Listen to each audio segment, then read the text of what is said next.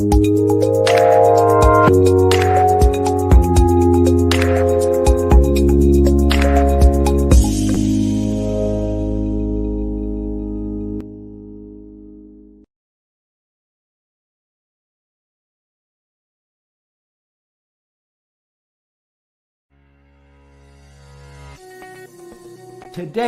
can be the turning point in your life by making a simple decision. Fundamental questions of navigation. Where am I? Where am I going? And how do I get there from here? I invite the leaders of our planet to ask themselves these three questions before they make any crucial decisions. But if you don't make decisions, you're going to stay right where you are. We are all map makers. We are in a time of transition. If we're going to change, we have to change the direction that we're going. Our planet needs leaders who know where they want to go. When we change the direction we're going, then we want to make sure we're going in the right direction. Leaders who can see the big picture. Because if we're not, we're going to either go backwards or we're going to stay where we are. Recognizing the psychological and the spiritual shifts and changes that need to be made, often from the inside to the outside. To be able to shape your future, you have to be willing and able to change your paradigm. Complex journeys require navigation. The path to the truth is one such journey. This is your GPS. Hairstyling services provided by J.D. Edwards Salon and Spa, Palmdale Shopping Plaza, Madera Street. Accessories provided by Chevette Williamson Jewelry. Standout jewelry for standout women.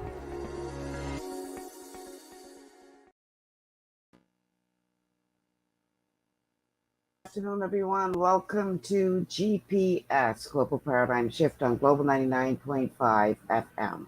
I'm your host, Michelle Malcolm. As always, it's a pleasure to be in your company today. Thank you so much for tuning in on this beautiful Tuesday afternoon. And we are going to be covering some heavy ground today. And I'm really looking forward to this conversation. But first, let me throw out the telephone contacts and the information about how you can be a part of the show. We are streaming live on Facebook on the official Michelle Malcolm and Global 99.5 FM Facebook pages, as well as our official YouTube channels. You can also catch us on Cable Bahamas channel 974, and by downloading the Global 99.5 FM app to your smart device, you can check us out there as well. The telephone numbers to call are 3260271, 3260271, 3260272, 3260272. The WhatsApp line for calls and messages is 8010271, 8010271. We are also coming to you live on Cable Bahamas channel 974, and of course by way of radio, 99.5 FM on your dial here in New Providence, and welcome to our audience out of Grand Bahama. Okay, now that we have taken care of all of the, like they like to say, protocols having already been established. First and foremost, I hope and pray that you had a very wonderful Independence Day yesterday. I want to say that from all I could see, the celebrations were fantastic. Congratulations to Leslie Bryce and her team, because I know that it was not easy to plan all of those events. There was a lot of events they had going on, and they seemed to pull them all off effortlessly. So congratulations to the entire cast and crew that had anything to do with the staging of our Independence celebrations. You guys did a phenomenal job.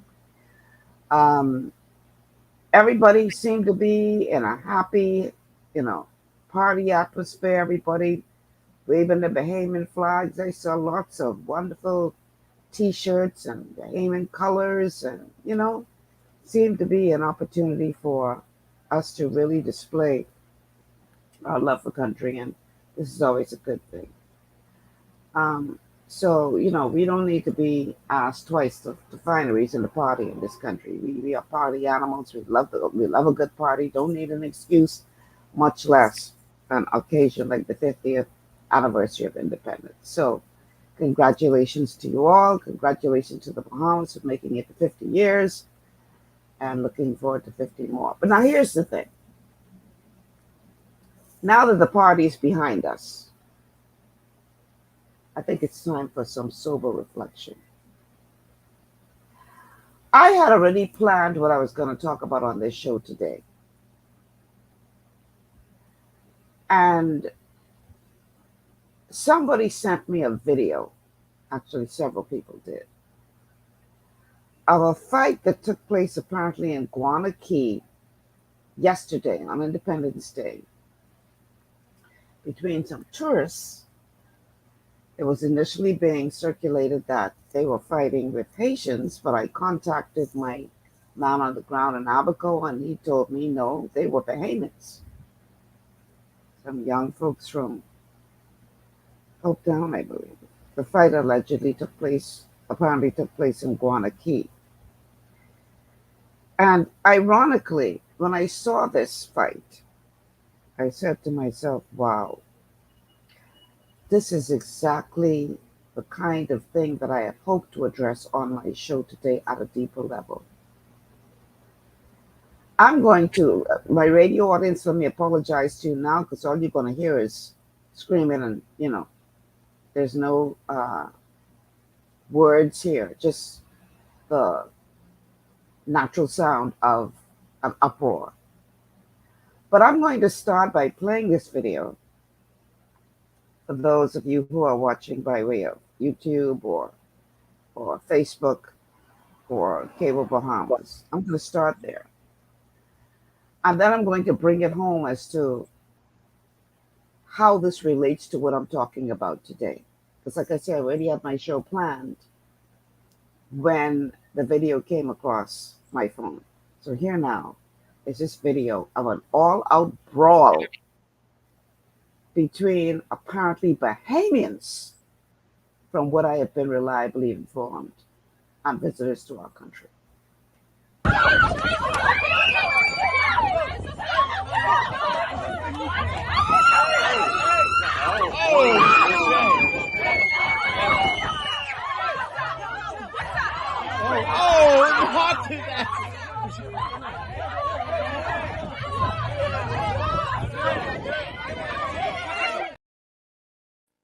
Okay.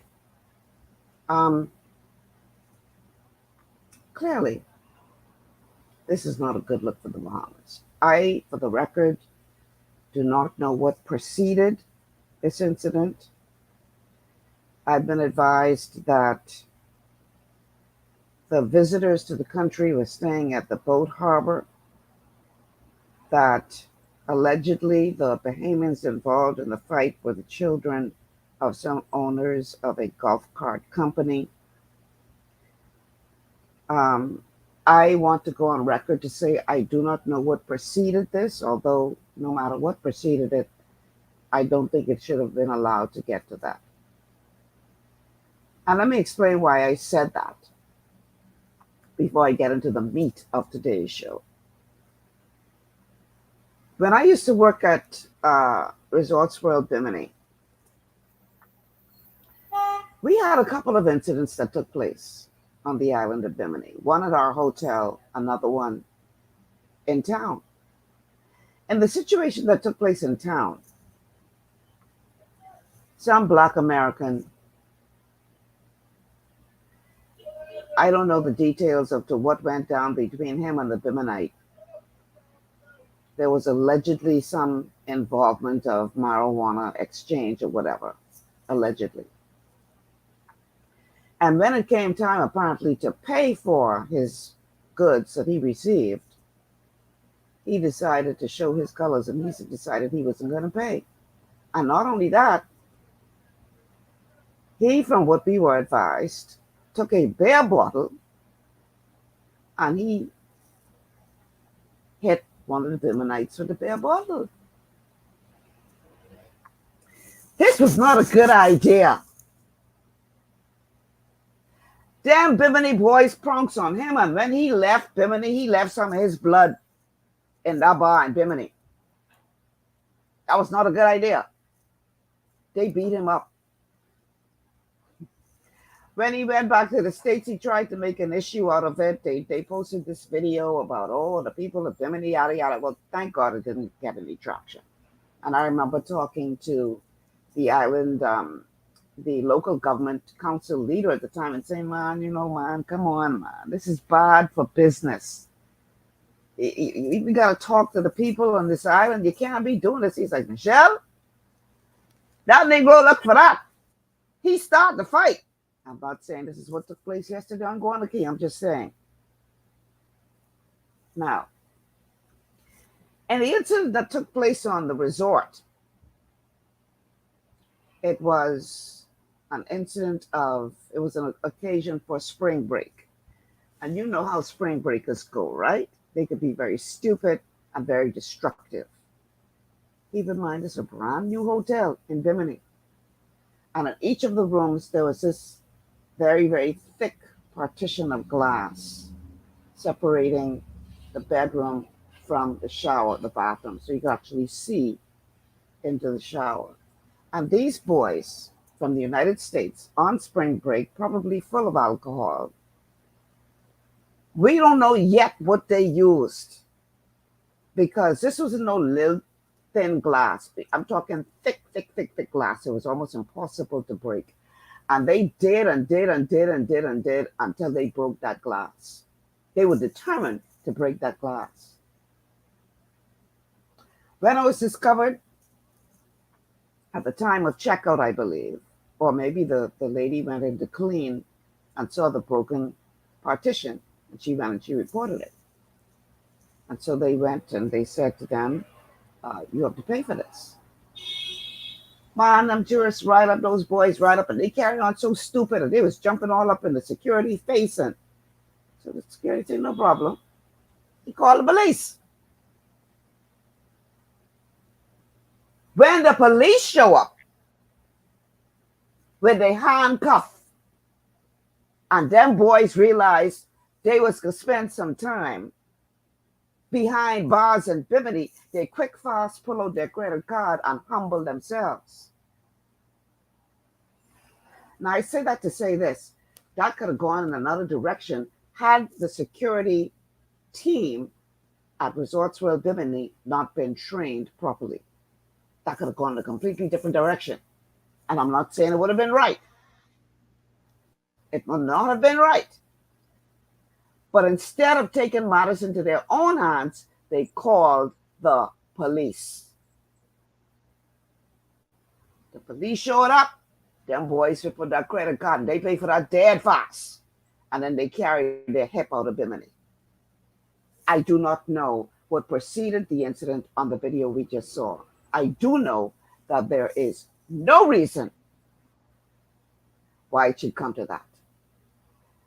Now, what does it have to do with what I want to talk about today? Well, we just celebrated 50 years of independence. Big party, yay, 50. But I think now is a little time for reflection as to where we are as a nation as we look to the next 50. And I think that video speaks volumes as to the mentality of many young people in this nation.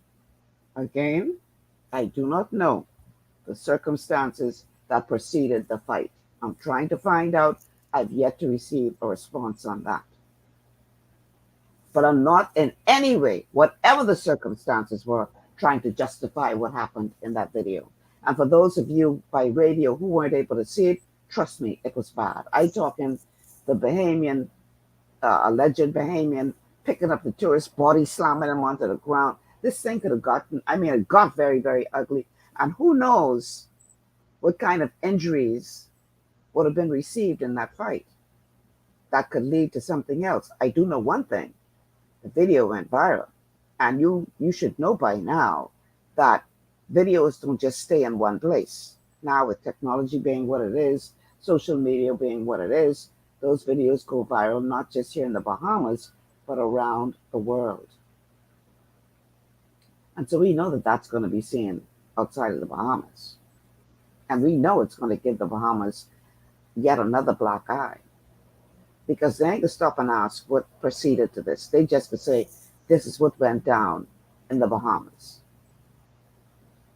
Now, what does this have to do with what I intended to talk about today?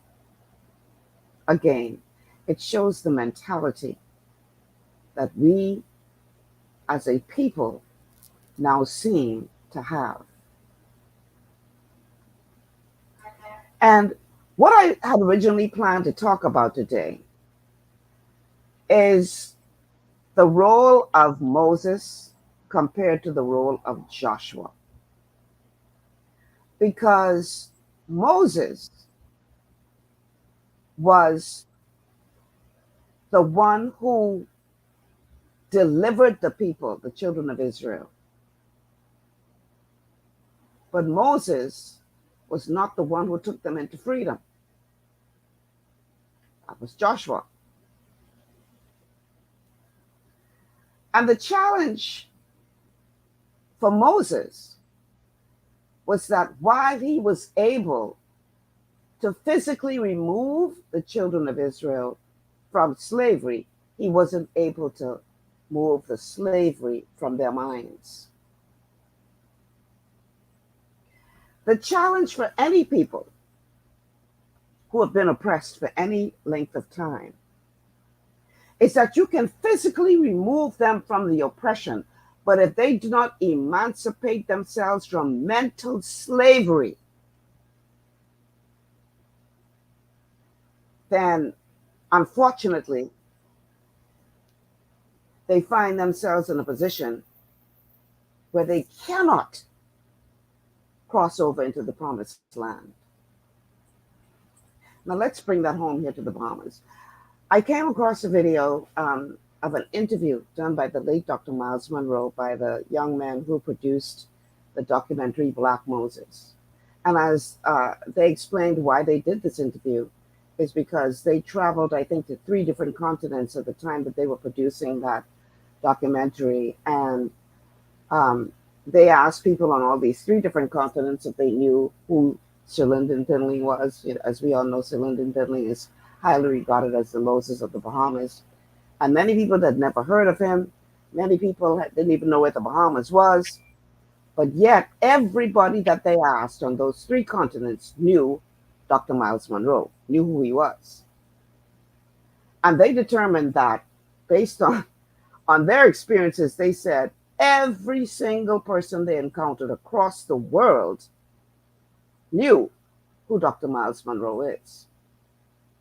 So they decided to come back home and interview him to be included in the documentary. And as the young man said at the lead up to this interview, he said, now this is purely done for public relations efforts, because we figured, boy, well, these people know Myles Munroe.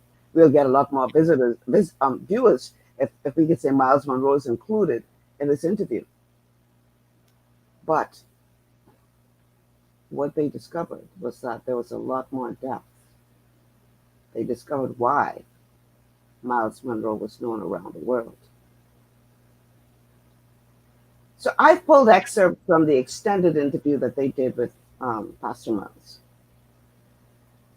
And I thought it so ironic that that fight would take place on the 50th anniversary of our independence, because I think that speaks volumes. And in the excerpts that I have chosen from this interview, Pastor Myles went deep, as he always did, about the difference between Moses and Joshua, and what we as a people should be looking towards as far as national development is concerned. Before I go to my first clip, there's a passage in the Bible that says, where there is no vision, the people perish. Another translation is, the people cast off restraint. Clearly, there was no restraint in that incident that took place yesterday. None. Why? How have we come to the place where people believe that that is okay. And again, I do not know the circumstances that led to that, but I don't care what they were. That was not the way to handle that. So I'm going to start with this quote from Dr. Myles Munroe. And in this clip, he's going to talk about, first of all, the whole mentality of the oppressor as it relates to why the oppressor believes that they have a right to oppress you, the oppressed. We going deep today, y'all. This ain't no light conversation, because I think at this juncture in the history of our nation, we need to do some serious reflection. We done party now. Had a good time. Time for us to get serious. So here now is Dr. Myles Munroe, the late Dr. Myles Munroe, talking about why the oppressor believes that they have a right to oppress you. Everyone begins in oppression. That's just the way it works out in history. And so the children of Israel was a prototype. Egypt was a prototype. Moses is a prototype still. The great oppression, I would call in our time, was colonialism. And colonization was really the disintegration of the Roman Empire that became smaller kingdoms in Europe. Those kingdoms were built on defective philosophies of leadership, which was created by the Greeks. The Greeks indicated from their conviction that some men were born to be rulers, others were born to be ruled. Their belief system was that some humans were born and chosen by the gods to be the elite, while the masses of us were created by the gods just to be servants or slaves. That philosophy was a real philosophy for them, and the Romans adopted that. And the Roman Empire became Europe when it disintegrated. And the Europeans, therefore, inherited a philosophy which states that based on certain birth traits, physical characteristics, for example, the Greeks believed that if you were born with sharp nose, blue eyes, blonde hair, and fair skin, then you were designed by the gods to be the leaders. If you have dark skin, broad nose, and dark eyes, and thick lips, then you were destined by the gods to be a slave. So the issue was not whether you wanted to be a slave or not, or whether you wanted to be a ruler or not. It was a choice of the gods. That philosophy was inherited by the European Roman Empire. And of course, when they obviously colonized the world, all those countries, for example, France, Britain, Portugal, Spain, and the other nations that became great powerful kingdoms, they had that philosophy. Of course, when they expanded their kingdoms and they discovered new peoples in different areas, they observed the people. When they went to Africa to get slaves to work on their plantations, I mean, all of them did. That's why there are black people all over these kingdoms, whether it's Spanish or French or whatever. They obviously concluded that you were born to be slaves to work in our plantations, and you were born to hew wood and serve us water and draw water from the well, and that's what you were born to do. In other words, it's not even a choice. This is why even today that is still a reality, because if a black man gets a PhD, the concept that the oppressor has of him is that he's a smart slave. So it's not a matter that he's equal. He's just an intelligent slave. So that whole concept is still with us. And so we have this historical scenario where nations oppressed certain groups of people, and most of them were the majority, because the majority served the minority in all these contexts. You know, if you think about Egypt and the children of Israel, you remember the words of Pharaoh. Pharaoh says, these people are multiplying too fast, and they will soon outnumber us. In other words, the slaves eventually become more than the master. And the same thing happened in all contexts. You know, if you study these islands in the Caribbean, it ends up being more blacks or more Indians versus the European whites. So understand that that mentality of by right of my birth, I am supposed to rule over you. By right of your birth, you are supposed to serve me. Even though we established independence in 1973, that mindset was never abolished. There are still some people in this country today who believe that it is their right to be privileged. It is their right to be wealthy. That's just a right by birth. So if I'm the grandchild of someone who attained all of my wealth in such a manner, I just happen to be born in the right family. I don't have to have any real character. I just by way of the birthright, I'm entitled to rule over you. On the same token, by virtue of your birth, you were born to serve me. This mentality still exists in this country today. 50 years after our so-called independence. So in their mind, they don't see anything wrong with the status quo being what it is now, because that's just the way it's supposed to be in their minds. And meanwhile, they successfully ingrained in the minds of people of our color that if you're light, you're right. If you're black, move back. As children, we grow up insulting each other, carry your black self. Right? In slavery, in the days of slavery, the lighter skinned slaves were treated far better than the dark skinned slaves. This was ingrained in our mentality. The lighter you are, the better you are. We still see it today. And many of the problems that we have in our society stem back to the fact that this mentality still exists, whether it is the mentality of the oppressor, believing that they have a right to oppress you, or the mentality of the oppressed, still exists today. It's been 50 years. Now, how is that possible?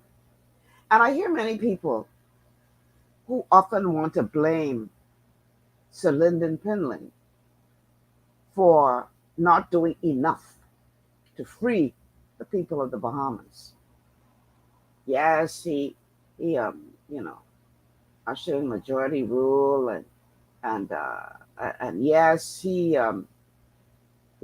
took us into independence, but he failed to deliver us economically, and we still don't own anything, and we hear it all the time. But like I said, Pastor Myles went very deep in this interview. And one of the things that he did was he explained the difference between a deliverer and a freedom fighter. Big difference. And we're going to get to that in a minute, and a little later in the show. But first, we have to examine the role of Moses. Because Moses played a very significant role in the deliverance of the children of Israel.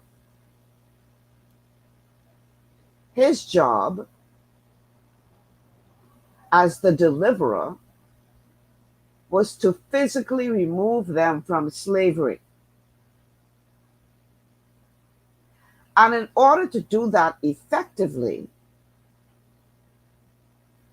he had to believe so much in what he was called and chosen to do that he would be willing to lay down his life for it. he would be willing to put his life at risk for it. This is one of the ways that you definitely know when someone is chosen and called to be a Moses. They're willing to lay down their lives for the cause for which they're fighting. And as Dr. Myles Munroe is going to explain in this clip, I'm going to play the clip first before we take our first break. There's a moment in time when Moses makes a decision that this cause that he is fighting, this cause that she is fighting, is important enough to die for. Stay with me. I'm taking us somewhere. I'm not just floating. We head in a specific direction in this show today. I want you to stay with me. We're going deep today because we really, really need to now look forward as to what is ahead for this nation. So let's look at this clip. In this clip, Dr. Munroe explains that there comes a point when the one who has been chosen, and I say chosen, to be Moses, decides that the cause is important enough to lay their lives down. All oppressed people must have a Moses. Moses to me is not just a person, he's a symbol. And it's usually someone who history chooses. I prefer to use the word divinity chooses.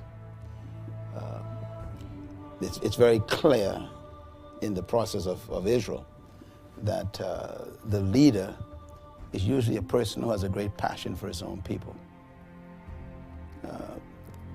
Moses are not just born. Moses always exists, but they're quiet. Keep in mind, if you remember, that Moses was educated in the palace of the oppressor. If you think about the Bahamas, Sir Lyndon went to, who was our Moses, I consider him to be our Moses, he went to the palace of the oppressor also. He studied in Great Britain. Who do you think oppressed us? Great Britain. There were times in the Bahamas, and as a kid, I remember myself, I was at the tail end of oppression. You know, I lived through it just a little bit here. So I do have an appreciation for it. I lived at a time, I was born at a time when, there was no white people in our schools. We were not allowed to go in certain areas. The house I live in now was off limits to me to even go near it when I was a child. We couldn't drive out. I remember the fact that we could not go to a certain cinema. They had a black movie theater and a white movie theater. They had white restaurants and black restaurants right here in Nassau. So I experienced some of that. And it was just like Egypt. Education was not for us. We were basically trained to be servants, not to be, of the intelligentsia. So the experience of oppression is a reality to me. And sometimes I'm amazed that we don't talk about it more, because if we don't remind the kids of history, they'll destroy your future. And so oppression is where it all begins. And if you study Moses, Moses always had a question in his mind about, who am I? And am I a part of this palace life? There's always that thing on the inside of a Moses, even though he's quiet, that's questioning his obligation to humanity. In other words, he refused to accept the system. And he lashed out against the system at the expense of being killed. And all Moseses do that. There come a point in the life of a Moses where they make a decision to die. So therefore you can't kill him anymore. So all Moseses are dead before they start living, because they internalize their death. They say, look, enough is enough. This may cost my life, but it's worth my life. I'm going to make an attempt to do something about this oppression. And this is why I always say dead men change the world. Because no one who is caught in that tide of history decides to live. They actually decide to die, and that's what makes them different. All humans want to live, but the ones that change the world are those who decide to die. I want you to think on that. The ones who change the world are the ones who decide to die. And trust me, just stick with me. I'm going somewhere on this show today. I thought it was important, especially to play that clip, because I remember a couple of days ago, some young person called the show and said, you know, I tell my mother I don't want to hear nothing about what y'all went through in the past. I don't want to hear it. We don't want to hear it. We don't care. I understand your frustration, but that is a part of the problem. So I hope that young man is listening today, and if you are, bear with me. I promise I'm going somewhere with this. So just stick with me. I promise you, GPS is in full effect. We going somewhere with this narrative today. I'm going to take a break. On the other side of the break, and this is very, very, very important for us to hear, one of the characteristics of what makes a Moses, because you've got a lot of people who think that they there. And when we give them the litmus test, they fail miserably. And this is important for us to understand, because especially when you're talking about selecting a leader to take you to the next phase of our existence as a country, you better know who you're picking. Because many was, you know, some were, a few was sent,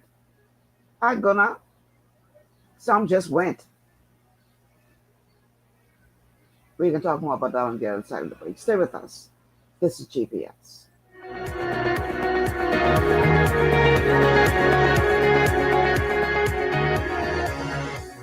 Global Paradigm Shift will return after this. Understanding your microbiome, also known as your gut ecosystem, can change everything you thought you knew about nutrition, digestion, immunity, and metabolism. Keeping your gut ecosystem healthy and balanced is essential. Ultimate Microbiome by Longevity was specifically formulated to optimize this ecosystem. It provides the advanced support your gut needs through prebiotic, probiotic, and postbiotic supplementation. Our unique blend of probiotics includes Lactobacillus and Plantarum, healthy bacteria that can help prevent harmful bacteria from taking over your gut. Increasing your gut's population of beneficial bacteria creates a more balanced gut microbiome, which has been shown to aid in weight loss, skin health, sleep, mood, and may even help with seasonal allergies. Ultimate Microbiome also promotes the production of postbiotics. Postbiotics are key to help regulate your gastrointestinal health.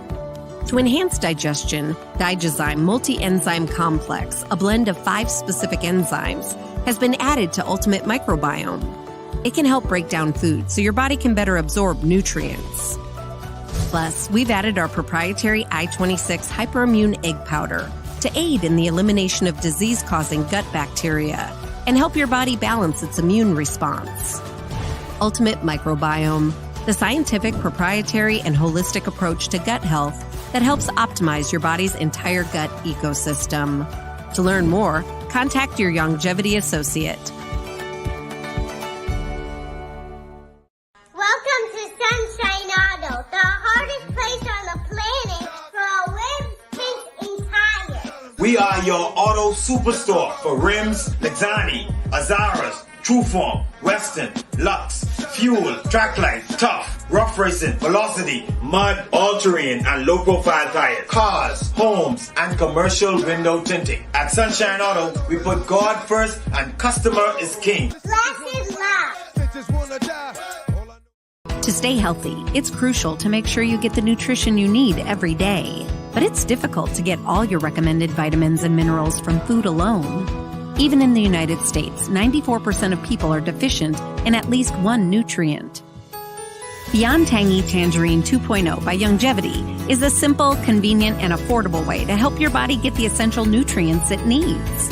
It's an advanced plant-driven multivitamin mineral complex that contains certified organic whole foods, trace minerals, and antioxidants. BTT 2.0 supports your body's natural defense system with a proprietary blend of energy-boosting and body-loving nutrients, plus prebiotics, probiotics, amino acids, and enzymes that support digestion. With an unusually high ORAC score of 8,000, you get even more antioxidants to help combat free radicals that can cause damage to your cells.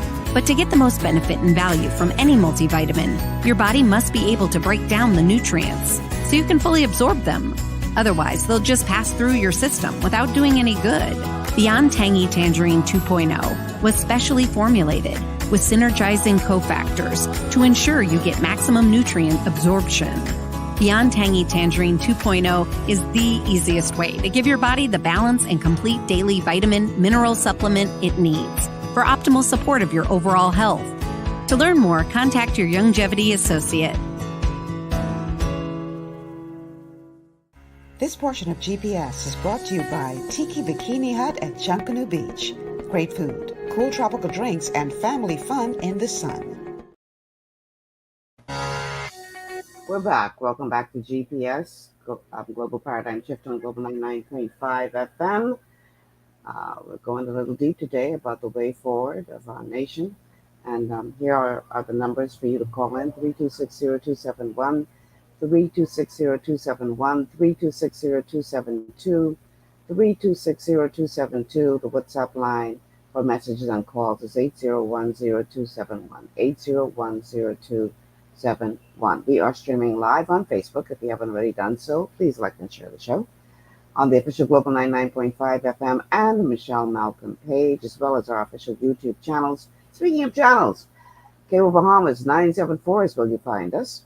And of course, you can download the Global 99.5 FM app to your smart device. Check us out there. We are obviously on radio, 99.5 FM, the dial here in New Providence. And a huge welcome to our audience out of Grand Bahama. So we're talking about the way forward. Somebody sent me this video, and I thought it was so ironic, again, fitting right into what I'm talking about today. Let me just go ahead and play it. It's self-explanatory. There will be many more events like this, but the euphoria will pass, and like the morning after, Bahamians will have to wake up and face realities. Steeply rising costs, rising unemployment, the damaging effects of new immigration laws, and a crucial decline in the tourist industry. All of them new problems which will severely test the mettle of a new nation. Bill Werdum, ABC News, Nassau, the Bahamas.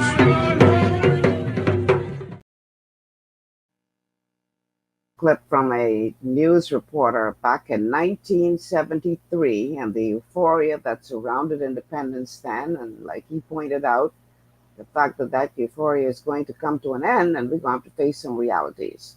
And those realities are what we're going to be talking about on the show today. We have a caller on the line. So let's go to the phone lines, and then I want to go back to these clips that I have pulled with the late Dr. Myles Munroe. Caller, welcome to GPS. Malcolm. Mm-hmm. Where you going? You're going deep in deep waters today. I'm playing today. You ain't playing. I can see that. Mm-hmm. But you know, when God have called Moses, before Moses even was born, mm-hmm. and to cut the long story short to get to the point, to see that Moses, when God have chosen him to deliver his people, over 400 years they was in Egypt. Mm-hmm. Their mentality and everything that were wrapped around with the system at that time. Mm-hmm. But God still allowed him to bring them out. Mm-hmm. And I believe, long as you are following the counsel of God, you will get the job done. Mm. But anytime you sidetrack and believe it's you who's doing it, then that's when you start getting in error, and that's when you start giving yourself the glory. Mm-hmm. That's why God said he would not share his glory with no man. Right. God have used Moses in such a great way. Did God know Moses was going to fail? To a point, yes. But Moses come to a point that he only could go as far as he could go, not as far as God could go. God could take him further into the promised land and all. But because the pressure and everything, what he did, tell the people, drink, you rebels, drink. In other words, get angry and frustrated. God said, okay, Moses, God always have another man that will continue on with the journey. Always have another that will continue on. That's where Joshua coming. And the Lord said to Joshua, my servant Moses is dead. But as I was with Moses, so I will be with you long. You cutting into my material, man. I want to do that to you.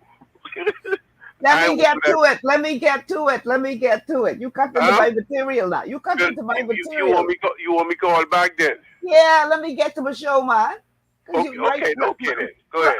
Now you're going a little ahead of me. Okay, go ahead. I can get there. Okay, all right. All right. Thanks for calling, though.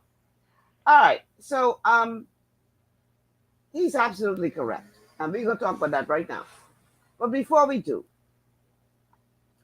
one of the characteristics of a true Moses is that 9 times out of 10, he's a reluctant or she's a reluctant leader. What do you mean reluctant? Unlike some of our politicians today,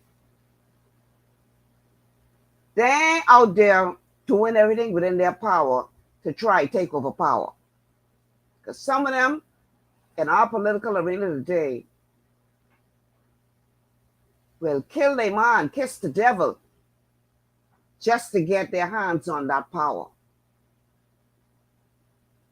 And that alone should make them suspect. Because more often than not, Moses ain't exactly keen on that heavy weight of leadership. Let's listen again to the late Dr. Myles Munroe explain what it is that I'm trying to say. I've had the privilege of being with Sir Lyndon personally in private environment, talking about his life. And those moments really changed my life because I heard the voice of a Moses. You know, he spoke in terms of, I really didn't want to do this, he says. You know, I didn't look for this. This found me. And all true Moses are that way. They don't seek power. Power chooses them. Life decides what they will become. Once they accept it, then they become a child, a victim of destiny. And that's what happens to all Moses. If you ask them,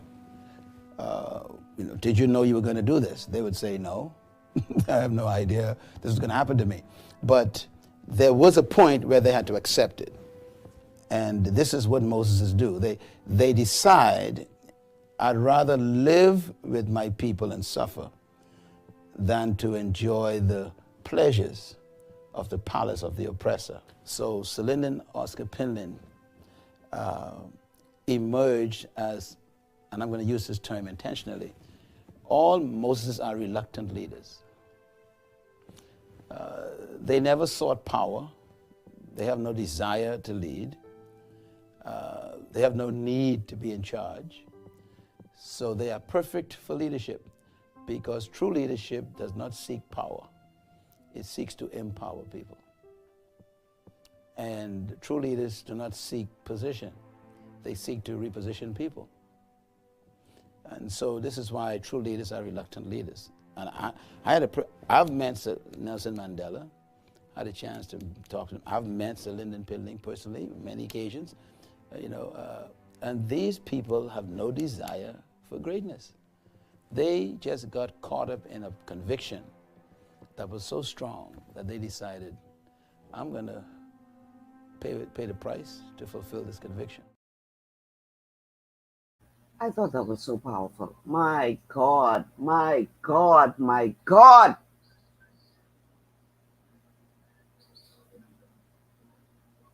When you use that as the standard for leadership and you look at who is vying for leadership in this country and what they would be willing to do to get it. Bahamian people, wake up. Stop getting swing. Because some of these people who vying for leadership ain't got no desire to uplift you. It's all about them and their insatiable greed for power. I listen, I ain't come to play today. Who don't like it could lump it. Who I step on? Too bad. So sad.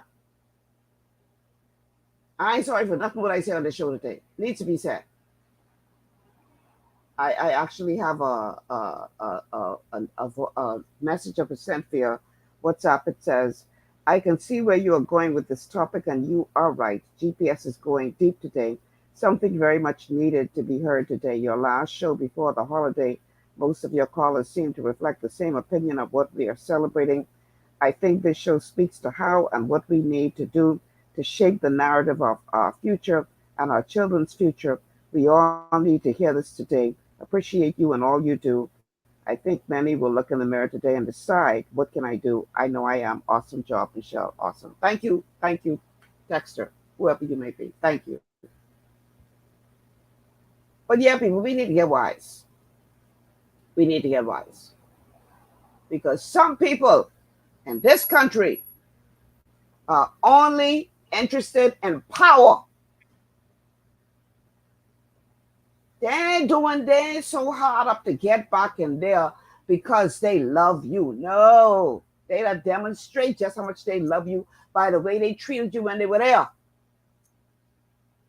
Call no name, take no blame.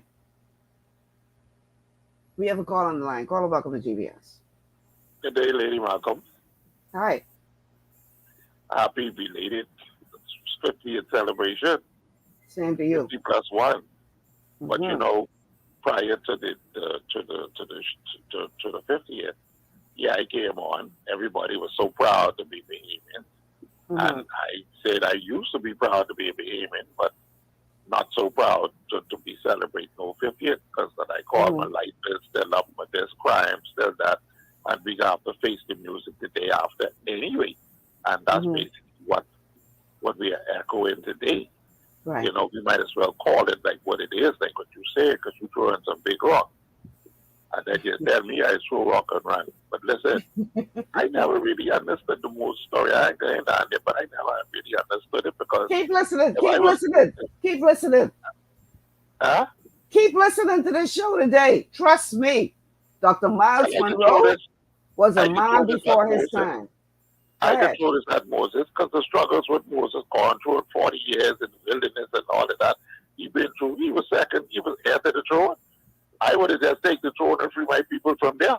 Boom. Let them live in Egypt with freedom as the chief pharaoh, pharaoh.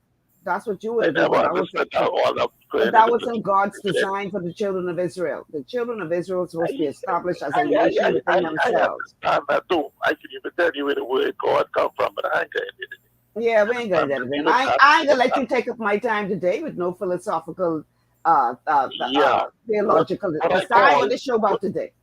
What I called to tell you today, I was on the horn with a cousin from Abaco, and what happened was at Nippers, they said that there was a road that goes from Nippers a little ways out to the ferry dock, and that was blocked up with some golf carts because some fellas was parking and bootlegging golf cart rides to and from Nippers, and the white people, the white folks, was blocked in or something, and they was asking the fellas to move their golf carts so that they could get where they was going. And it got into an altercation, and it turned out into that right there. What you saw on the video clip, they was trying to get them to move the carts, and well, I guess like she said, they were Bahamians of Haitian descent fellas who was doing that. So that's my information is that they were not Bahamians of Haitian descent. So let's not go there. That's not what this show is. Well, that's what she said it was. But my information is that they were Bahamians.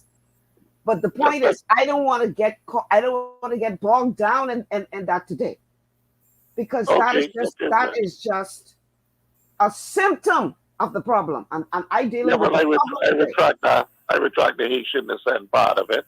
I already checked into that. They were Bahamians. Okay. Okay. I don't want to waste your time talking about that today. We're going deeper than that today. Okay. All right. Okay. All right. Thanks for calling. All right. So, getting back to the core of the show, because I really only played that video in the beginning as an example of where we are at. Not to say we focusing on that, because that's a symptom. I looking at root cause today. And I don't want to waste time talking about the symptom. Not to say that the incident wasn't bad enough within itself, but that's not what this show is about today. We ain't focusing on symptom, we're looking at root cause. Now, that being said, I think what we need to understand is the difference, and Pastor Myles points it out brilliantly in this next clip I'm about to play. The difference between a deliverer and a freedom fighter. Because a lot of people are putting the blame at the feet of Pinling and his counterparts, his colleagues, for not doing enough to deliver us from economic oppression.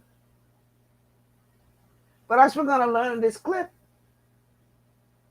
that wasn't necessarily his job. Because there's a big difference between a deliverer and a freedom fighter. His job was to be a deliverer. Let me play this clip so y'all can get a better understanding of what I'm talking about. Here again is the late Dr. Myles Munroe.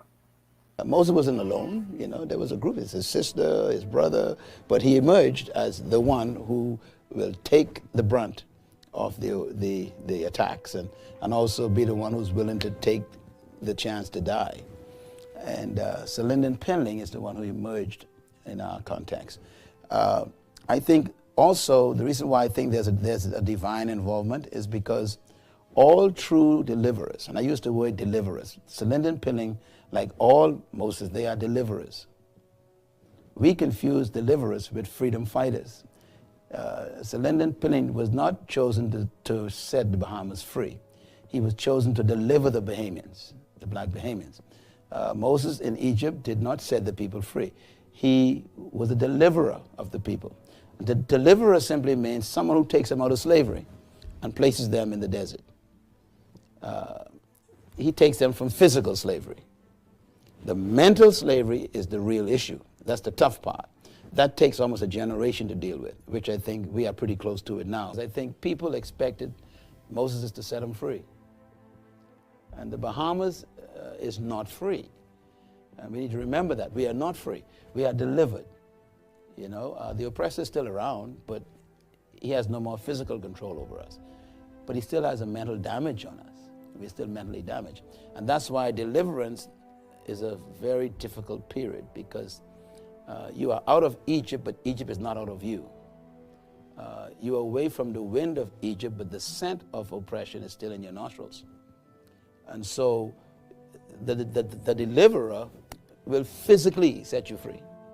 He takes the chains off, he opens the prison doors, he tells you to go out, he even leads you out.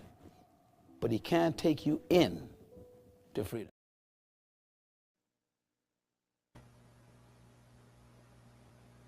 Y'all understand how deep this is? Y'all understand how heavy this is?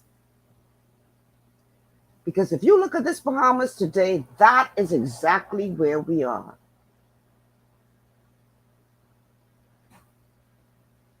Emancipate yourselves from mental slavery.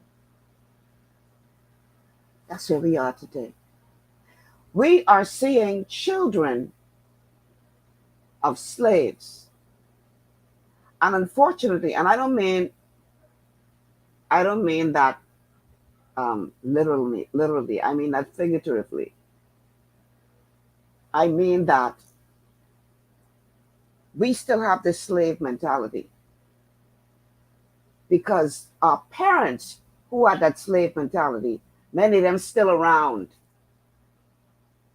and passing on that slave mentality now. A lot of these young people, they ain't trying to drink out that cup of sorrow. They're like, no. But yet, if they reject it without a context of understanding the history of why their parents have that mentality, we still have a problem. Because in order to know where you're going, you got to know where you came from. It's not enough for you to say, yeah, we don't care, we don't want to hear that, we don't want to hear that. That too is a problem. We're going to take a break. On the other side of the break, we're going to go a little bit further into this mentality of freedom and the role of Joshua. Because Joshua's job is very different from that of Moses. And our problem is we still looking back at what Moses didn't do and blaming him for not taking us into the promised land, as opposed to identifying the right Joshua, whose job it is to lead us into the promised land. We get mixed up and distracted. And again, where there is no vision, the people perish. Cast off restraint. Boy, if you look at that video I started to show off with, my God, if that don't show you a people who casting off restraint, and it ain't just that incident. How many times do we have to see the videos with the school girls fighting like a bunch of, I don't know what to call them. How many times do we have to hear of incidents with boys at school fighting and stabbing up each other? How many times do we have to hear of double shootings and black young men wiping each other's lives? And how many times do we have to hear the stories about people violating women and children in this country? How many times do we have to hear stories about corruption and hype? How many times? I'm getting a little bored now. I even knocking my camera out of place. How many times do we need to hear these stories before we realize that we are mentally enslaved still? Because if you don't get that, there'll be another 50 years and you still will be shackled. Let's take this break. On the other side of the break, freedom is a mentality. And we're also going to talk about the role of Joshua. This is GPS. Stay with us.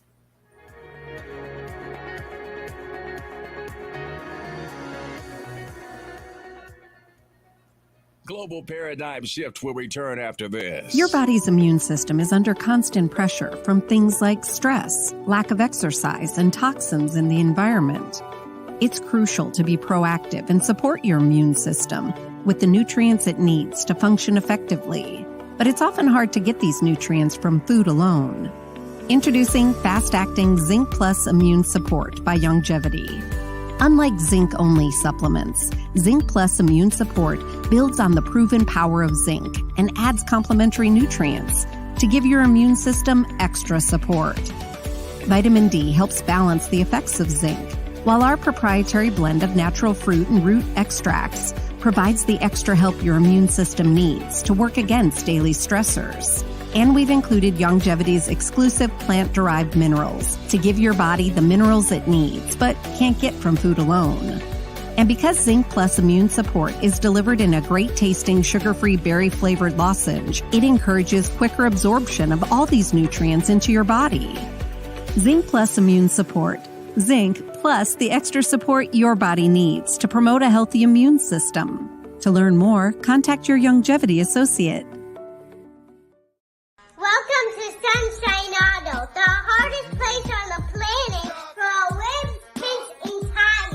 We are your auto superstore for rims, Lexani, Azaras, Trueform, Western, Lux, Fuel, Tracklight, Tough, Rough Racing, Velocity, Mud, All-Terrain, and low-profile tires, cars, homes, and commercial window tinting. At Sunshine Auto, we put God first and customer is king. It's gotten harder and harder to get your daily requirement of vital nutrients from food alone. Without additional vitamin and nutrient support, your health and well-being can suffer drastically. That's why Z-Radical was specifically formulated. It combines a blend of antioxidant-rich vitamins, minerals, and botanicals with the protective powers of fucoidan to help fill the gaps from lack of nutrients in your foods. The core of Z-Radical is fucoidan, a naturally occurring polysaccharide that helps stimulate immune reaction, protecting you against inflammation and oxidative stress. We harvest this powerful mineral-rich nutrient from brown seaweed, harvested only from the world's most pristine ocean waters to ensure the purest quality. It's then extracted using cold process technology to ensure maximum levels of bioavailability. Then we add essential vitamins that help to protect your cardiovascular and nervous systems and are crucial for optimal immune and neurological function.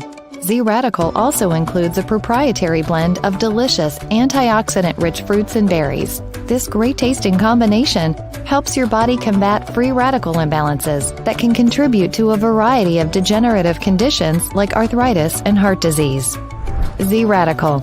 Experience the power of fucoidan with antioxidant-rich berries, 8 essential vitamins, and more to provide you with potent health benefits. To learn more, contact your Longevity associate.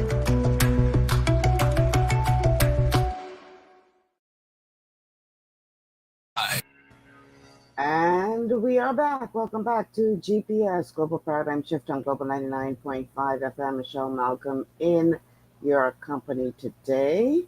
The telephone numbers to call, 3260271, 3260271, 3260272, 3260272, the WhatsApp line, 8010271, 8010271.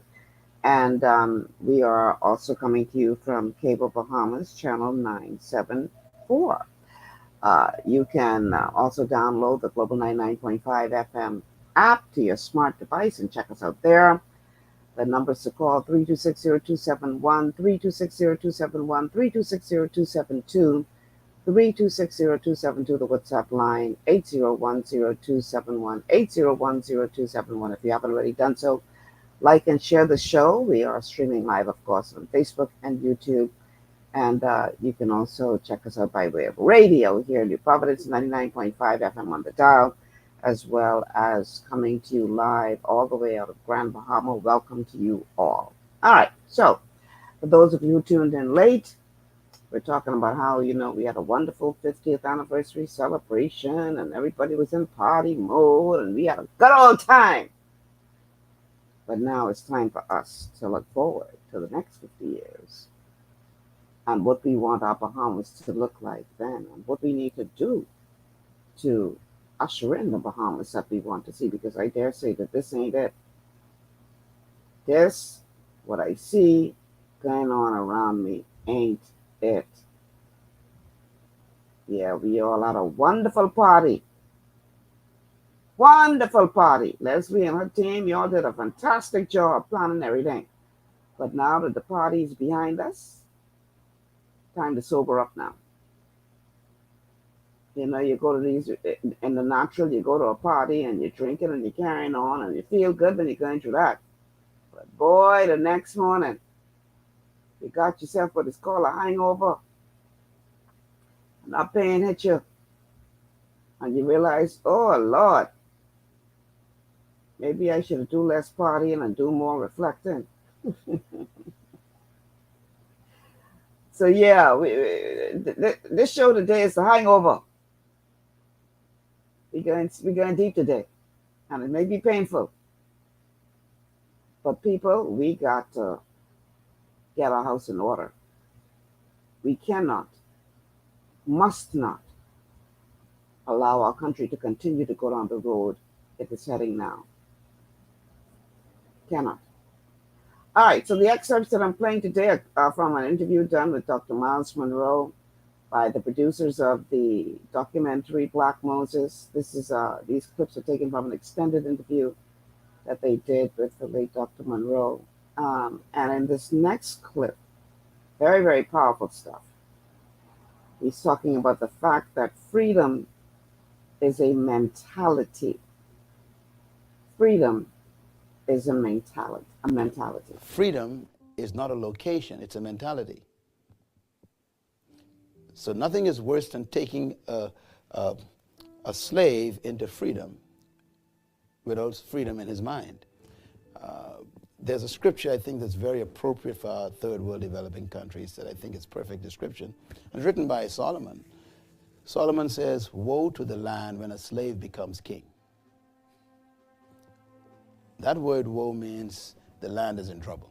The nation, in other words, when a slave becomes king means that even though you give the person power, they still think like a slave. And nothing is worse than a powerful slave, because the mentality will destroy the people. And so wearing a crown doesn't change your mind. It exposes it. And this is why you need that period in deliverance to try and change the mentality of the slave. Because if he doesn't have a mental transformation, the slave will be no benefit to freedom. This is probably why when you read the story of Moses and the children of Israel, you'll discover that all of the people who came out of Egypt, all of them died in the desert. God didn't allow them to go in. Matter of fact, God told them, "You will not enter the land." And he told them why. He said, "Because you have not changed your minds." So he kept them alive long enough to take what they were carrying out of them, which is the next generation. 40 years is a generation. So after 40 years, their children were born. These kids know nothing about Egypt. Then God buried all the parents.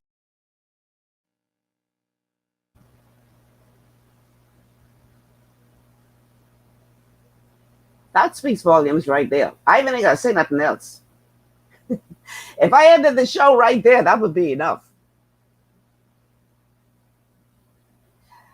The children of Israel who were delivered by Moses never made it into the promised land, not because they faced a large army that wiped them out, not because they couldn't find the promised land to cross over into, because remember the story now.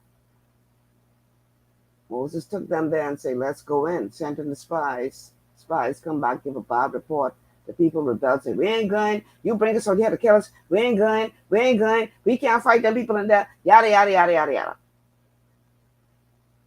The Lord said, "Okay. Clearly you all ain't ready to take on the responsibility of freedom. Go back in the desert. And you're going to stay there till you die."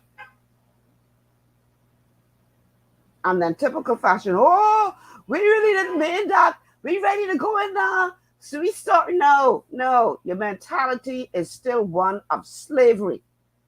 You ain't going. Because you're still thinking like a slave. You might be physically free, but your mind is still in shackles. You're not going in. And they wandered in that desert for 40 years until every last one of them who still had those mental shackles died. The Lord kept them alive long enough to get the children out of their loins. The children who didn't know what it was to be enslaved. Because the Lord figured, okay, this mental shackle is so strong. Let's face it, they were enslaved for what, a couple hundred years.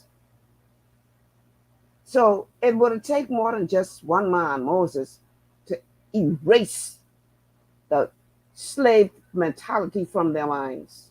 They were enslaved for hundreds of years, just like us, people of color. And so, because of their mindset, not because of some huge army, because of this, they died in the desert. How many of you out there today are so enshackled in your mind that even at the brink of entering the promised land, you can't go across because you're thinking like a slave? And I only talking to the masters. I talking to some of y'all who so itching for power, and you're nothing more than a slave trying to get back on top of a horse. I said it. You got a slave mentality. This is a problem. And we as a people need to be very, very, very, very careful that we don't get swinged yet again and put another slave on horseback to rule over us. We got to be careful, people. These next 50 years, the direction that we take will be very much influenced by what takes place in the next election. I dropped that and I can leave that right there. I ain't going no further. I said what I said. We need to be careful. We need to make sure that the people that we choose to lead us into the next 50 years are Joshua's, because Moses is dead.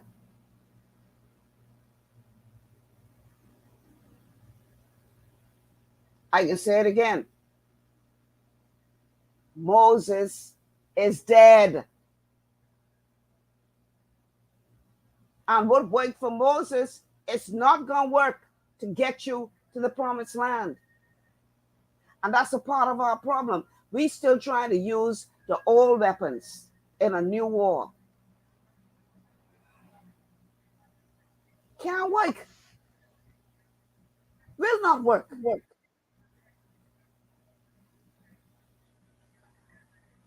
Again, I'm going to go back to my late pastor, the late Dr. Myles Munroe,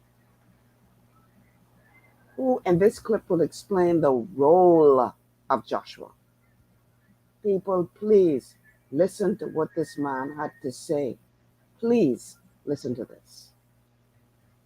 Joshua, therefore, is always a younger symbol, and he has a glimpse of the future very clearly, but he also has an appreciation of the past. And there has to be a point in every national journey where the Moses must take the baton and give it to Joshua. This is where our countries have problems, because Moses is the famous guy. Moses is the guy who represents the symbol of power. He's the one everybody looks to for counsel. Everybody thinks that he has all the answers. So there's a temptation for the Moses to almost begin to believe his own fan mail. And he begins to also think of himself as more important than he really is. And that's dangerous. And this is why when you study the story of Moses, God told Moses, look, it's over. Now, Moses, keep in mind, is a symbol, which means, and if you read the transition between Moses and Joshua, they're actually two different books in the Bible. The last book that Moses wrote is called Deuteronomy. The last chapter of it, it says, and Moses died. And the last few verses says, and Moses was dead. And Joshua, Moses laid hands on Joshua, presented him before the people. He went to the mountain, and then he never came back again. Matter of fact, the reason why God made sure that no one could find his grave is a very important thing. Because you can almost be so busy worshiping his history, you never make a future. So he doesn't want them to even know where the tomb is. No one knows where Moses was buried. So that's an important symbol. We should not worship Moses to the point where we can't create Joshua's. And so the last thing that is said about Moses is he died. When you turn the page, the next book is Joshua. But here's what amazes me, and in my book I talk about this. The book of Deuteronomy ends where God says to the people, Moses is dead. When you turn the page, the first chapter of Joshua, which is the next generation, God repeats himself to Joshua, Moses is dead. I think the first one was saying a human died, a physical person died. But the next statement, it's the same statement, but it has a different meaning. It means an era is dead, a whole era, which means I don't want to talk about Moses anymore. Okay? Let's not depend on Moses to do what we need to do right now. Okay? Let's appreciate him, respect his legacy, remember what he did, but let's move on now to our responsibility with Joshua. It is now your turn to take the people to the next phase, which is into freedom. Moses died on the wilderness side of the Jordan River. On the next side is freedom. So Moses brought us over the Red Sea, which is deliverance. Joshua now has to take us over Jordan, which is freedom. Between the Red Sea and the Jordan River is the wilderness, where we try to get mental transformation. If that can't happen, God creates a new generation, and then he brings them over to freedom. So Joshua is an important person. Joshua is the one who brings the people into freedom. And this is where people begin to be free from the memory of history. They are free from the reproach of history. They begin to take on a sense of their own dignity, their value, their self-worth. They begin to feel that they have good self-esteem. They esteem themselves equal to anybody else. No one is better than them. They become mentally free to the point where they believe nothing is impossible. You know, though that's the group that Joshua takes over into the land. And so that Joshua is the symbol of the next generation led by someone who believes that nothing is impossible.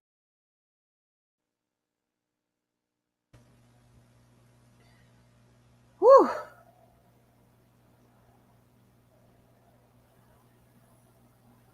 Who believes that nothing is impossible? A symbol. This is where we need to go in the next 50 years, people. And listen, you hear me talking clearly, I ain't gonna be there. In 5 days, today's 11, in 5 days I'll be turning 60 years old. So obviously there are more days behind me than there are ahead. That's my reality. And if you're blessed to live long enough, that'll be your reality too someday. So this show is really, I guess, more so for the younger generation who will have to walk into the promised land. I ain't gonna be here to see it. It is what it is. But I believe that now it is my responsibility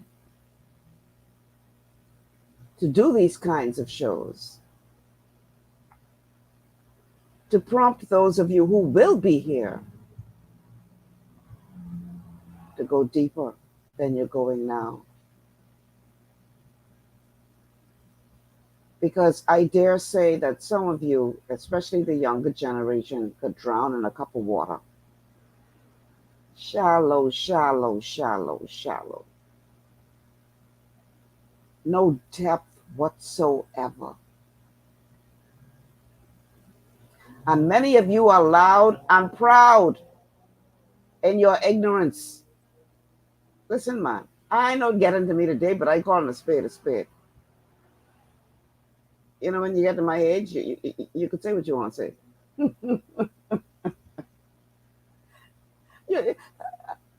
I can say what I want to say at this age. I really don't care.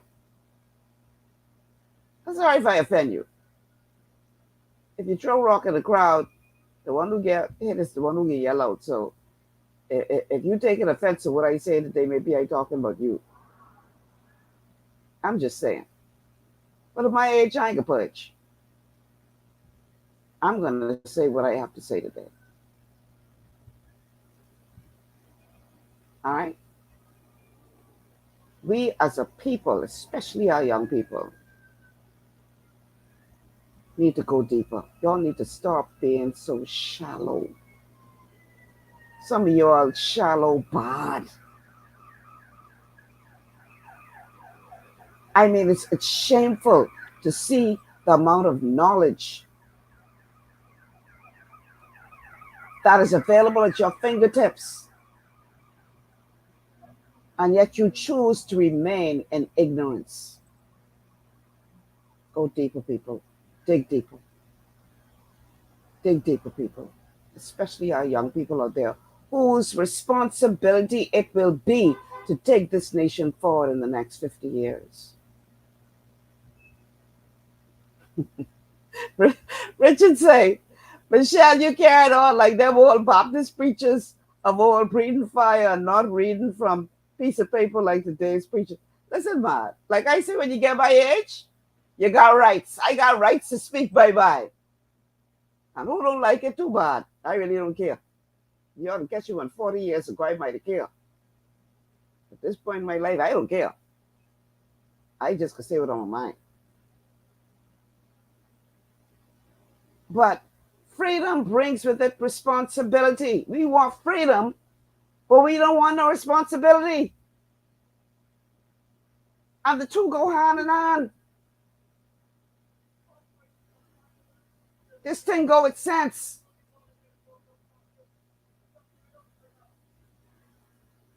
Let me go back to Dr. Myles one more time. In this clip, he is talking about national development. Oh, Lord. This man was ahead of his time. Because what he is going to explain in this clip is exactly what we're facing today. And unfortunately, the Bible tells you a prophet is not, accepted in their own home. Familiarity breeds contempt. The rest of the world knew who he was, but we in the Bahamas, especially our leaders, didn't want to hear what he had to say, which is unfortunate. But I want you to listen to this next clip with Dr. Myles Munroe talking about national development in the context of what we're talking about today, Joshua, the difference between Moses and Joshua.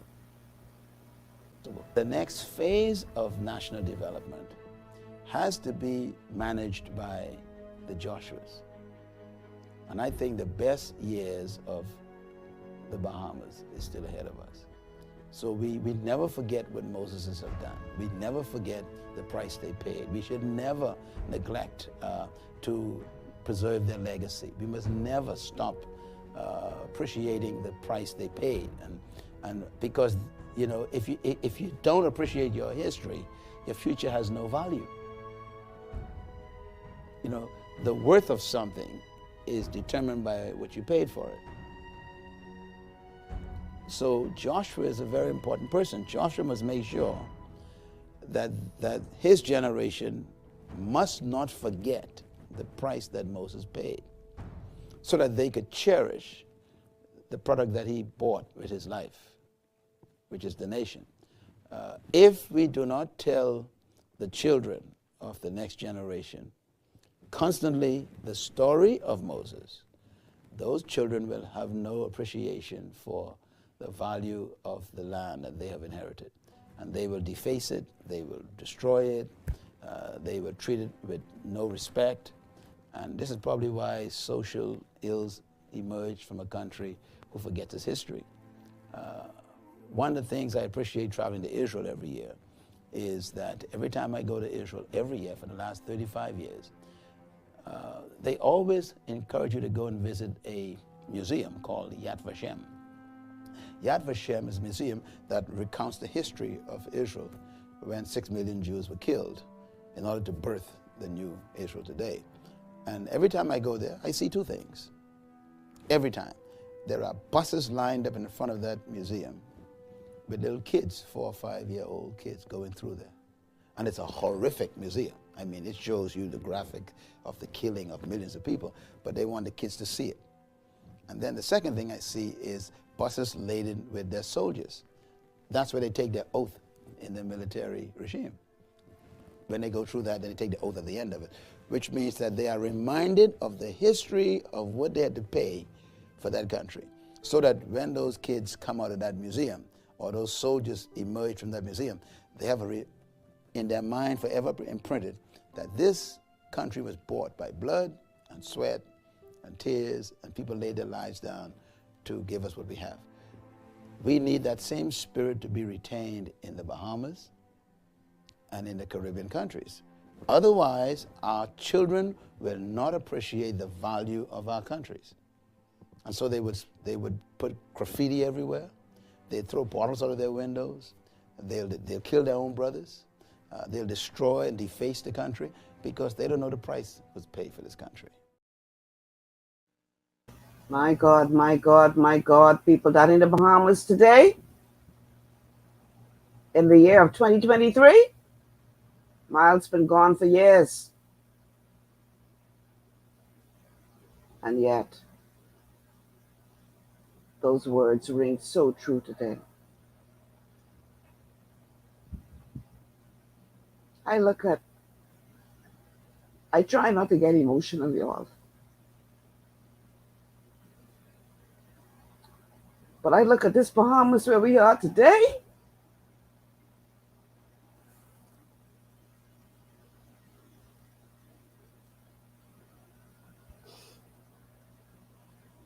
My heart grieves for this nation.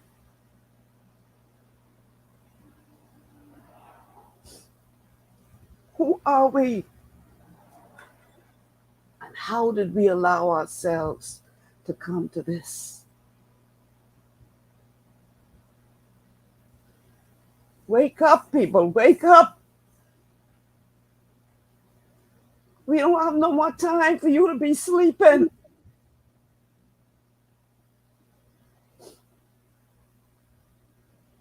For all the wonderful things that we have accomplished as a nation. And I'm not one of the people who say, oh, we don't have nothing to celebrate. Yeah, we have reason to celebrate.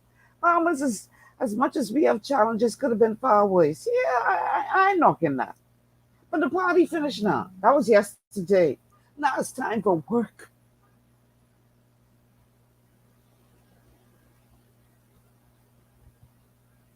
We got work to do.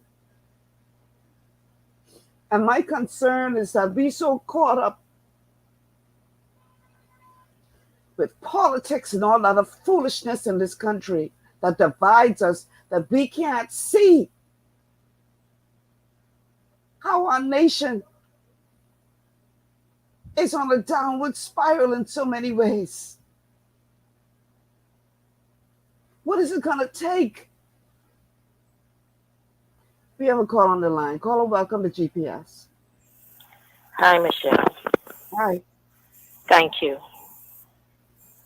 Thank you. Powerful show. The tag team between you and Pastor Myles, powerful, and it's much needed. I was almost at a point myself of not wanting to be bothered.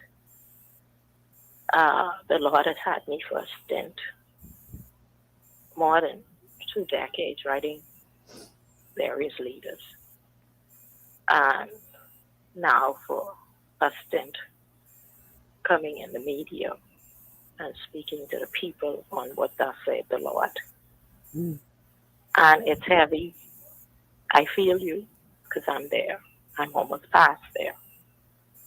And it's like you wonder if they're listening. And it's grave times now. And no pun on the word, but it is. That we are at the precipice of not just deciding as a nation of where we're going to go, but possibly being judged if we don't decide in righteousness and truth. This is true. This is true. And so I said this on, I was inspired to say this on a show a month or so ago. The Lord told me, and I wasn't into doing it, because I don't want to seem political, and it's not. Whatever I do under the inspiration of God. But he said to me, I want you to go on that particular show, and I want you to endorse Lincoln and Cassius. And I did. And not me, but being obedient to the Lord. Because at this moment in time, they are the only independent groups, aside from those 2 gangs, the F&M and the PLP, that would possibly give this nation, and I want to say more so in faith, that would give this nation a restart, the restart that we would need. And I pray that those men and all of the people that they have come together with would trust God, would stay faithful to God and his guidance, and not get the big head and the ego, because that's what caused the leadership, past leadership of this nation, to fail this nation. And so I'm hoping that the people would stop, like you say, the party politicking, especially with those two gangs, the PLP and FNL, and trust God to help this nation, because they've, and I'm going to include me, because I've chosen both of those parties in points in time in our history, hoping that they would, until the Lord showed me otherwise. And so our people have to decide that they've given them enough chances. I mean, they've had all the chances in this world, this earthly existence, to do good by this nation. And we, a child can see, a blind person can see, that they have done it halfway, if that. And so if our people continue to dabble between them, hoping that something will change, they're insane. God has allowed these two young men, and I don't know how much they're going to stay convicted by the Lord, to stay in place and to help this nation, inclusive of their family and loved ones. I pray and hope they do. I'm not being political. I'm being inspired. And Pastor Myles was inspired of the Lord. And I know how it feels to bring a word to a disobedient, rebellious nation and people.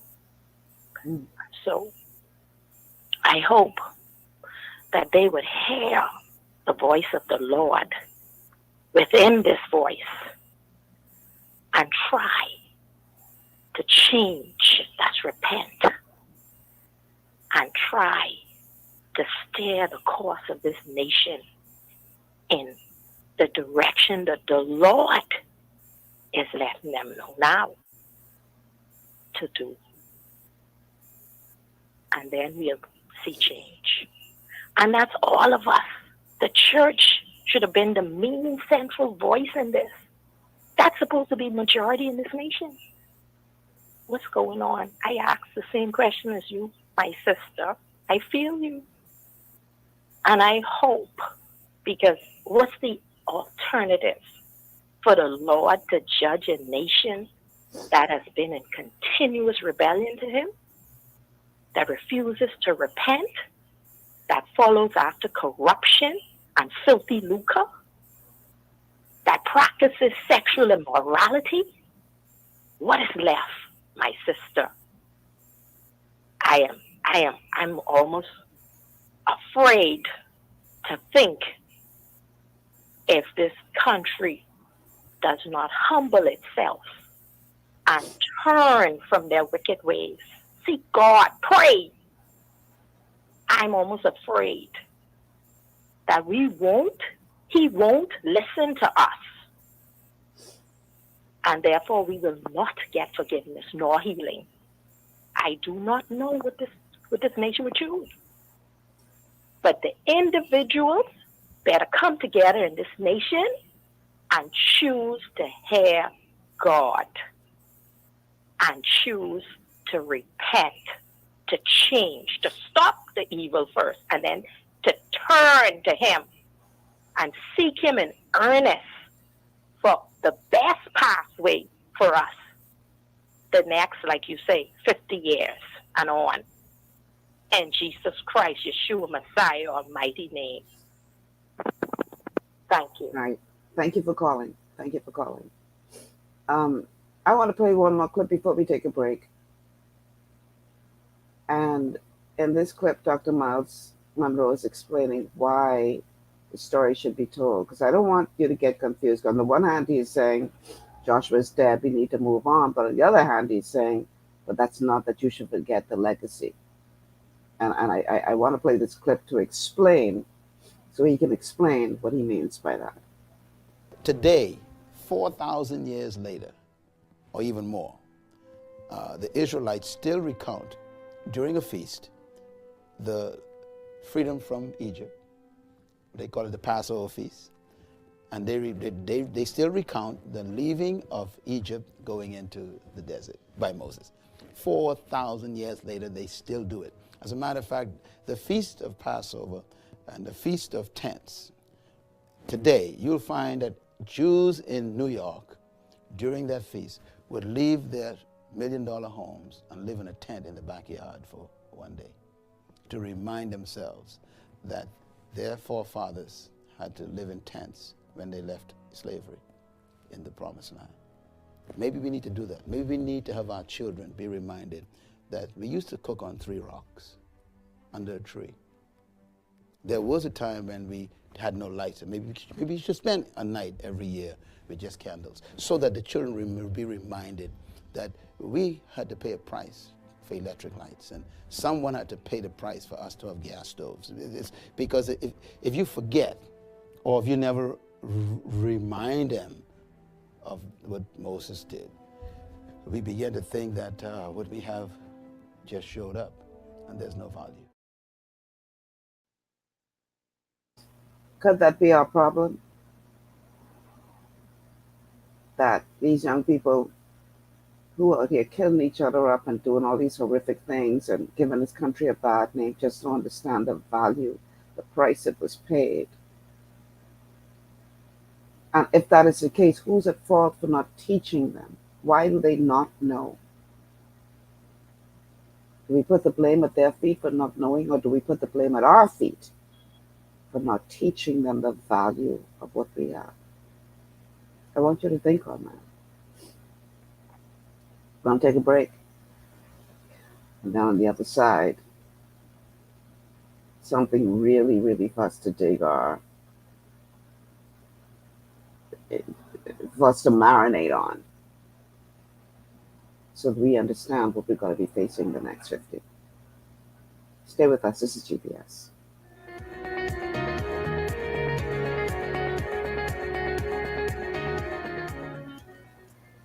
Global Paradigm Shift will return after this. At Lee Air, safety is our #1 priority.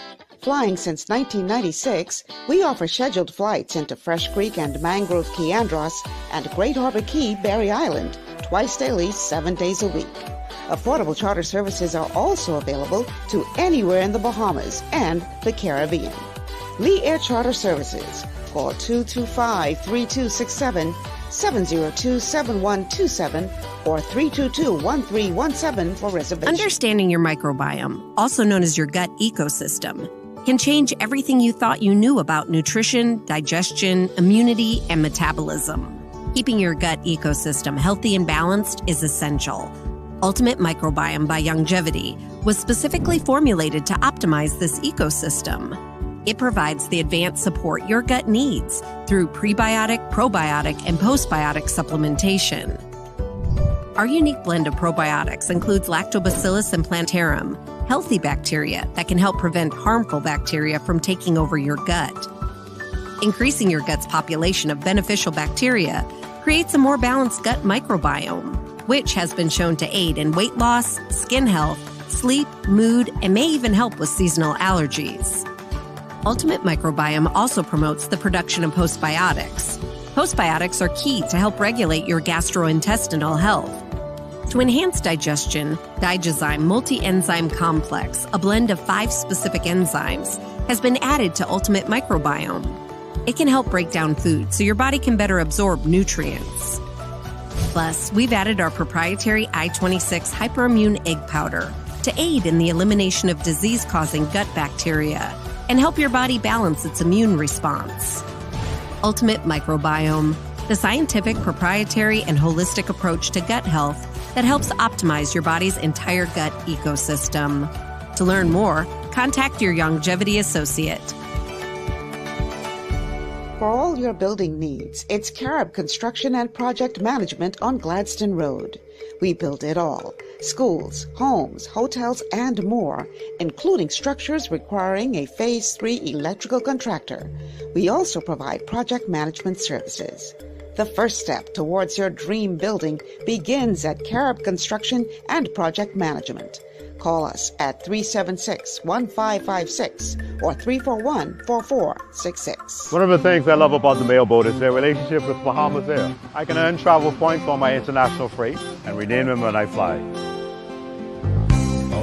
For me, online shopping is easy, with Mailboat's U.S. addresses and regular freight delivery to Nassau. Plus, I can always prepay customs and freight, and they always notify me when my package arrives. Yeah, a lot of people think the Mailboat is just for shipping, but they also offer a safe and secure storage facility at affordable rates, all in a central, convenient location. We also offer passenger service into Freeport multiple times per week with a seating capacity of over 450 persons. With family movies on large screens, one hot meal included, and on-board lounge for snacks and soft drinks. We're the Mailboat. We're bridging people, products, and places.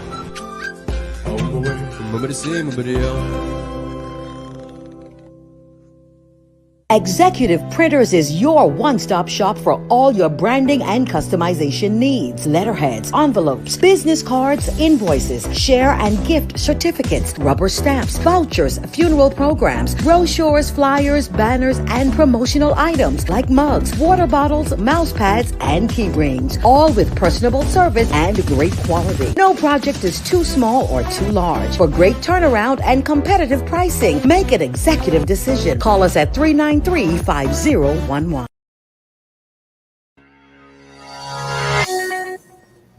Welcome back to GPS Global Paradigm Shift on Global 99.5 FM. Michelle Malcolm in your company. It's a pleasure to have you with us today. We're doing some heavy lifting today about the next 50. We all had a wonderful time partying yesterday. Wonderful events leading up to our 50th anniversary of independence.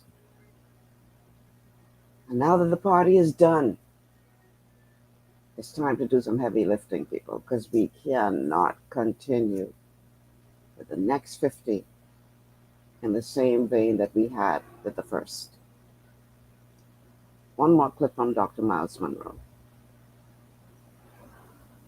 And this is powerful because I think we miss this point quite a lot when we have discussions about freedom. Everybody want to be free, but nobody want to pay the price to get it. Understand that with freedom comes responsibility. Check this out. All Moseses in history set people free, or deliver them rather, miraculously. All of them. Because there's divine intervention. In other words, what makes the Moses distinct from the other leaders is that they are caught up in an act that only God can get credibility for, or credit for. And we call it a miracle. All of them have that experience. And so parting the Red Sea was the confirmation to the people that this man is the man that they should listen to and they should follow. That act, that miraculous act, is important. Joshua had the same experience. All great leaders must experience an act that confirms them. Both of them were faced with water problems. Okay? But here's the point I want to make. The same God that was with Moses, he said he also was with Joshua. But he will never repeat the same miracles. And he will never do anything with Joshua the way he did it with Moses. It's different. So the methods will be completely different. But the objectives will be the same. Freedom for the people. So Joshua had to face the water as well, Jordan River. Moses did his with a piece of wood. And it was a massive act, a miraculous act that confirmed him. Now, Joshua meets two things if you study the text carefully. Joshua meets a man dressed in a military suit. People don't understand that. When Joshua crossed the river, the scripture says that he, and by the way, let me just say this too about Moses and Joshua. Moses had experience. Joshua had a vision. And sometimes experience can destroy vision, that young generation. But the methods will be different. So Joshua did cross the water, but he walked in the water first. He got wet. And I think that there's some symbolic powers there. The next generation is not going to walk through on dry ground. They're going to have to get wet. They're going to feel some of the changes. Secondly, they're going to have to do it as a corporate effort. The whole group went through the water and got wet, and the water went down as they walked.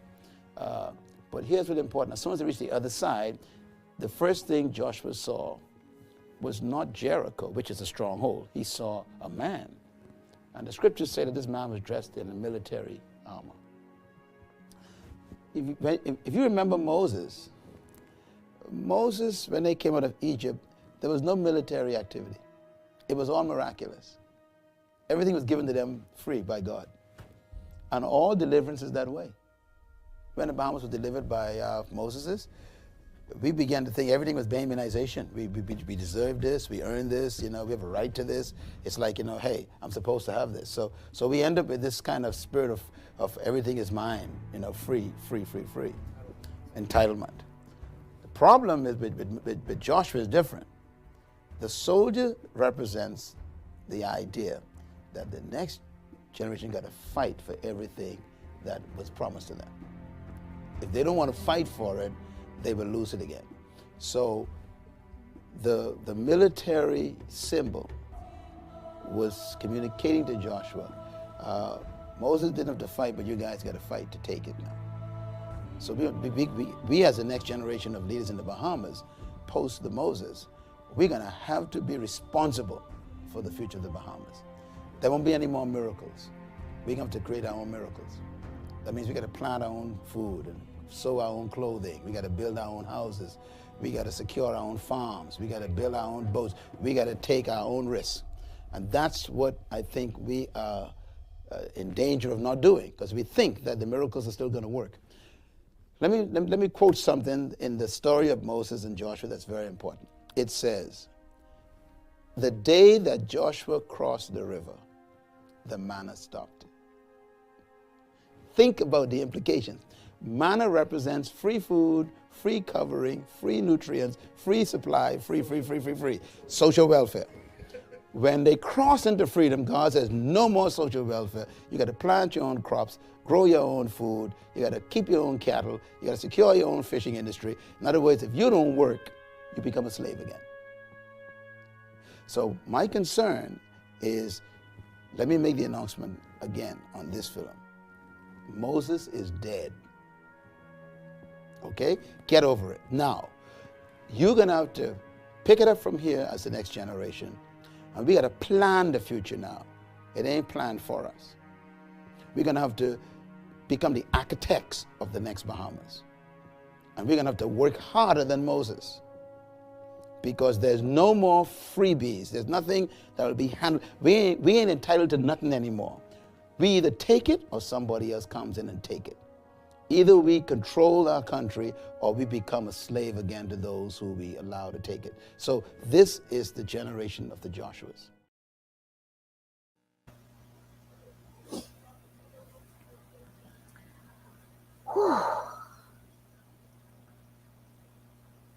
It's time to go to work, people. Time to go to work. Stop looking for freebies.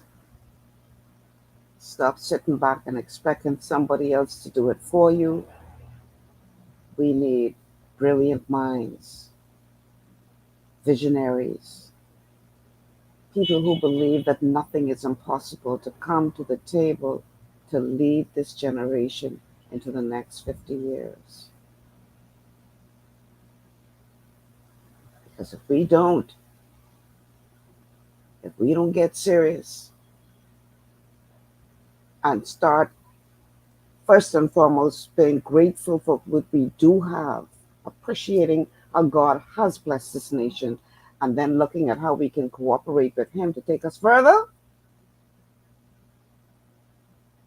we as a nation could end up back in slavery.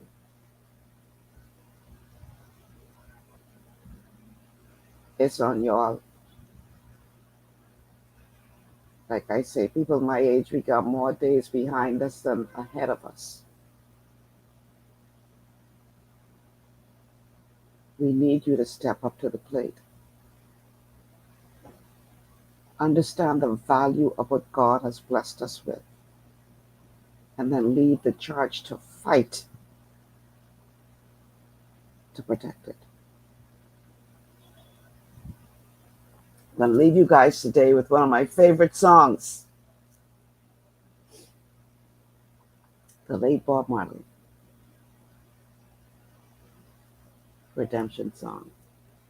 Thank you so much for tuning in today. Tomorrow's a Wellness Wednesday show, and we will be talking about matters of importance to your health. Until then, I'm Michelle Malcolm.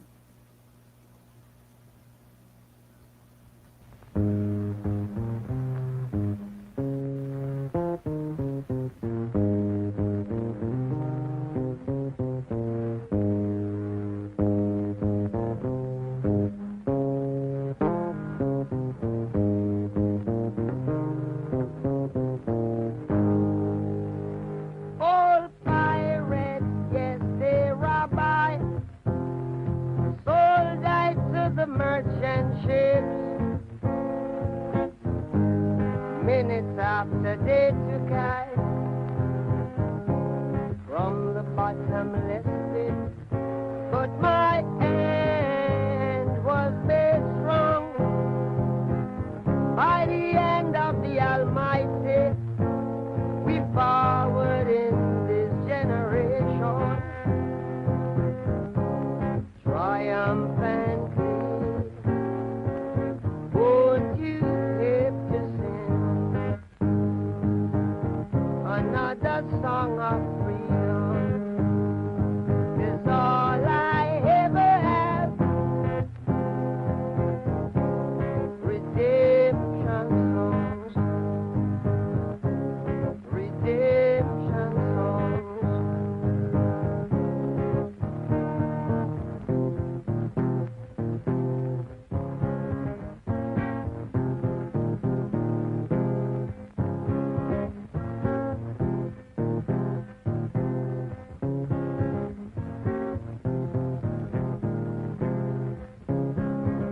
Emancipate yourself from mental slavery.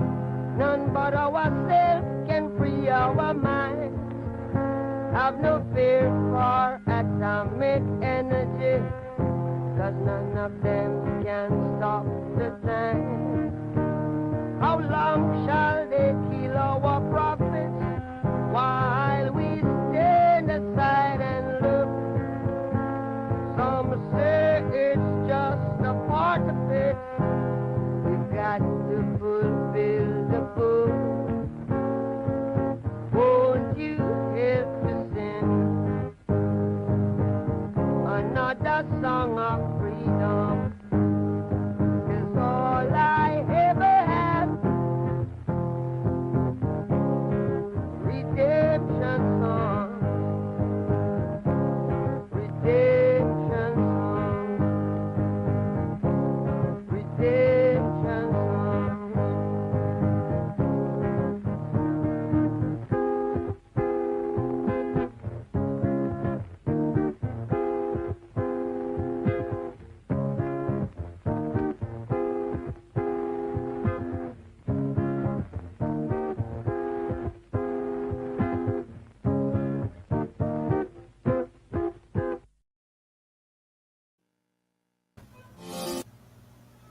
Well, 99.5 FM reminds our listeners that the views and opinions expressed on this show are those of the host and guests and not necessarily the opinions.